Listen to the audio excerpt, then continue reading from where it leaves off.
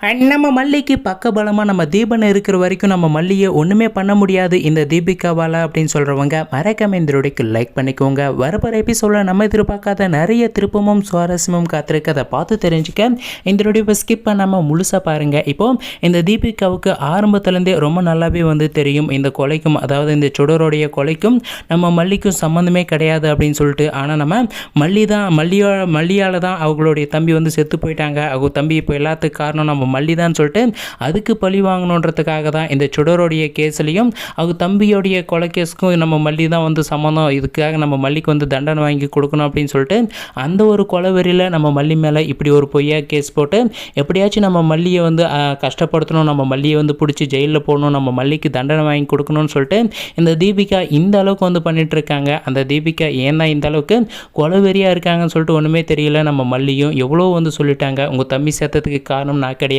இந்த சுடரை நான் கொலை பண்ண கிடையாது அப்படின்னு சொல்லிட்டு எத்தனையோ முறை சொல்லிட்டாங்க. ஆனால் இந்த தீபிகா கேட்ட பாடு கிடையாது. இன்னொரு பக்கம் இப்போ அந்த கதிரேசன் கூட கூட்டணி வச்சுக்கிட்டு இந்த தீபிகா வேற நம்ம மல்லியை பையனுக்கு உள்ளே பிடிச்சி போடுறதுக்காக பிளான் போட்டுட்ருக்காங்க. ஏன்னா அந்த சுடரை கொலை பண்ணுறதுக்கு நம்ம கதிரேசனும் பையனுக்கு ஆள் அனுப்பி வச்சுருந்தாங்க இல்லையா. இப்போ அந்த தீபிகா கிட்ட நம்ம கதிரேசன் வசமாக சிக்கிக்கிட்டாங்க. அதனால் அந்த கதிரேசன் கிட்ட நம்ம தீபிகா போயிட்டு இந்த மாதிரி சொல்கிறாங்க, அந்த மல்லியை நான் பழி வாங்கணும், அதுக்கு நீங்கள் உதவி பண்ணணும், இல்லை அப்படின்னா நீங்கள் ஜெயிலுக்கு போகிற மாதிரி இருக்கும் அப்படின்னு சொல்லிட்டு இந்த தீபிகா உதவி கேட்டதும் நம்ம கதிரேசனும் எனக்கு தான் தப்பிச்சா போதும், அந்த மல்லி எப்படி போனால் எனக்கு என்ன அப்படின்ற மாதிரி சொல்லிட்டு நான் கண்டிப்பாக நீங்கள் கேட்குற உதவியை பண்ணுறேன் அப்படின்னு சொல்லிட்டு நம்ம கதிரேசனும் எனக்கு ஒத்துழைச்சிட்டாங்க. இப்போது நம்ம மல்லிக்கு ஆபத்து நெருங்கிட்டே இருக்குது. ஆனால் நம்ம தீபன் இருக்கிற வரைக்கும் கண்டிப்பாக இந்த தீபிகாவால் நம்ம மல்லியை எனக்கு ஒன்றுமே பண்ண முடியாது. நம்ம தீபன் கண்டிப்பாக எல்லா சுச்சுவேஷன்லையுமே எனக்கு கடைசி நேரத்தில் காப்பாற்றுவார் அப்படின்ற நம்பிக்கை நமக்கு நிறையவே இருக்குது. இன்னொரு பக்கம் இந்த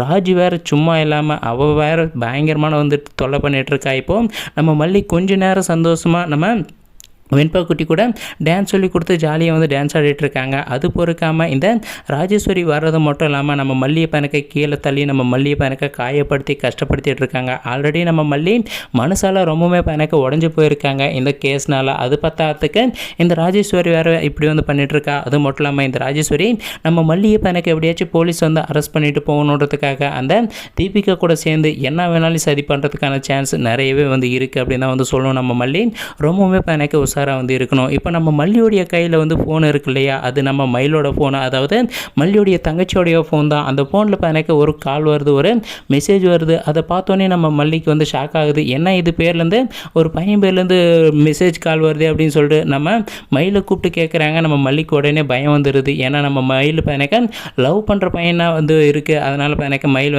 பயப்படுறாங்க. இப்போது நம்ம மல்லிக்கு உண்மை தெரிய வந்தால் என்ன ஆகும் அப்படின்னு சொல்லிட்டு மயில் பயப்பட்டுட்டு இருக்காங்க. கண்டிப்பாக பார்த்தீங்கன்னாக்கா இது மிகப்பெரிய ஒரு பிரச்சனையாக தான் முடிய போகுது. ஒரு பக்கம் நம்ம மல்லியே ஏற்கனவே கஷ்டத்தில் இருக்காங்க, அது பத்தாமல் இது வேறு அப்படின்னு சொல்லிட்டு இப்படி தான் சீரியல் ரொம்பவுமே எனக்கு சுவாரஸ்யமாக போயிட்டுருக்கு. நம்ம மல்லியோடைய கேஸ் எப்போ தான் போயிட்டு முடியும்னு தெரியாமல் ரொம்பவுமே எனக்கு இழுத்துட்டு போயிட்டுருக்காங்க. கூடிய சீக்கிரமே இதுக்கு ஒரு முடிவு கிடைக்க தான் போகுது. நம்ம தீபன் இதுக்கு ஒரு முடிவு கட்ட தான் போகிறாங்க.